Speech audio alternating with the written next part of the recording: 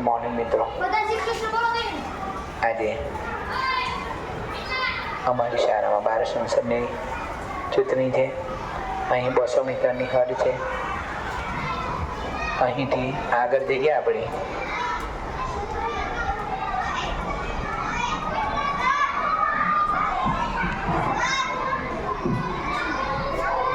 તો અહીં 100 મીટરની હદ પૂરી થાય છે. અહીંથી મતદાન બૂથ અમારો પ્રાર્થના ખંડની અંદર છે.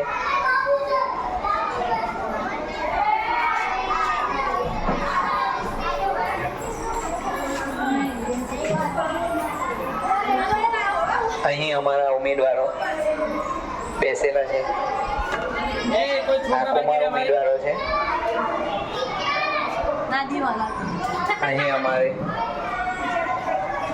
મહિલા ઉમેદવારો.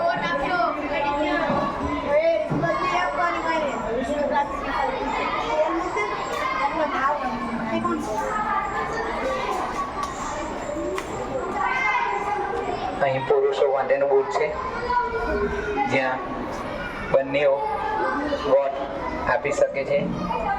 એક વોટ કુમારને આપવાનો છે, એક વોટ કન્યાને. આ અમારા સુરક્ષા કર્મચારીઓ છે.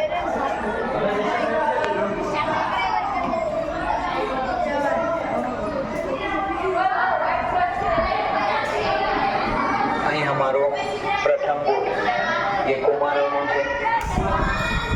આ અમારા પોલિંગ ઓફિસર છે, જેઓ ટોટલ મતની યાદી, મતદાર યાદી સંભાળે છે અને આવી લોકેશનથી નિશાનીઓ કરે છે. તેઓ કાપણીનો વિતરણો પણ કરે છે. ત્યાર પછી અહીં અમારા પોલિંગ ઓફિસર 2 જેઓ 17 ઘર રજીસ્ટર નિભાવે છે, જેમાં બાળકોનો નંબર લખી સહી કરે છે. અહીં અમારા આસિસ્ટન્ટ ડિસાઇડિંગ કાપલી લે છે, 2 બેલેટ આપે છે અને ત્યાર પછી અમારા ડિસાઇડિંગ જે અન્ય કામગીરી કરે છે, બાળકોને સમજાવે છે કે વોટ કેવી રીતે આપવો અને કોને આપવો. અહીં અમારું મતકુટીર છે. મતકુટીરની અંદર અહીં 2 ફોન રાખવામાં આવ્યા છે, જેમાં 2 વોટ આપી શકાય છે.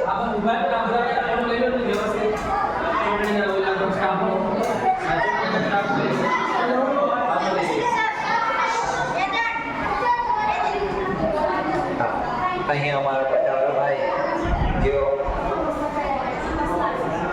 મતદારોનું ધ્યાન રાખે છે. અહીં અમારા એજન્ટો બેસેલા છે.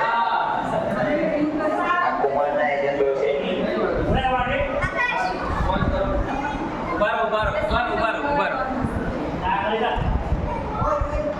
આ એજન્ટો માટેની બેઠક વ્યવસ્થા છે. ત્યારબાદ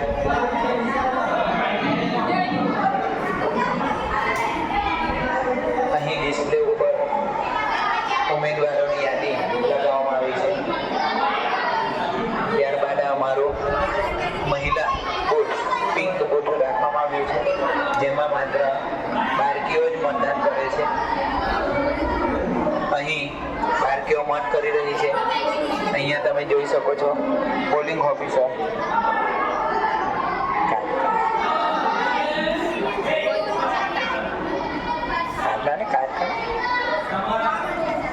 પોલિંગ ઓફિસર 1 જેઓ પત્રક ટોટલ કેટલા બાળકો વોટિંગ કરી રહ્યા છે અને આવી લોકેશન લગાવી રહી છે. ત્યાર પછી પોલિંગ ઓફિસર 2 મતદાર કાપલી અને યાદી એમનું નામની ચકાસણી કરે છે મતદાર યાદીમાંથી. ત્યારબાદ આસિસ્ટન્ટ ડિસાઇડિંગ જે 17 ઘર રજીસ્ટર નિભાવી રહ્યા છે, મતદાર કાપલીઓ લઈ રહી છે. અને ત્યારબાદ ડિસાઇડિંગ સાહેબ અમારા જે બાળકોને સમજાવે છે કે કયા બટન દબાવવાનું છે અને બેલેટ આપે છે. અહીં પણ 2 ફોન દ્વારા બેલેટ આપવામાં આવે છે. આ અમારા પતાવાળા બેન છે, જે મતદારોનું ધ્યાન રાખે છે. અમારા મત બૂથની અંદર પણ અહીં બે ફળ રાખવામાં આવ્યા છે, જેમાં કુમાર અને કન્યા બંનેને વોટ આપવામાં આવે છે. અમારા મતદારો દ્વારા 2 વોટ કરવામાં આવે છે. અહીં મત કુટીર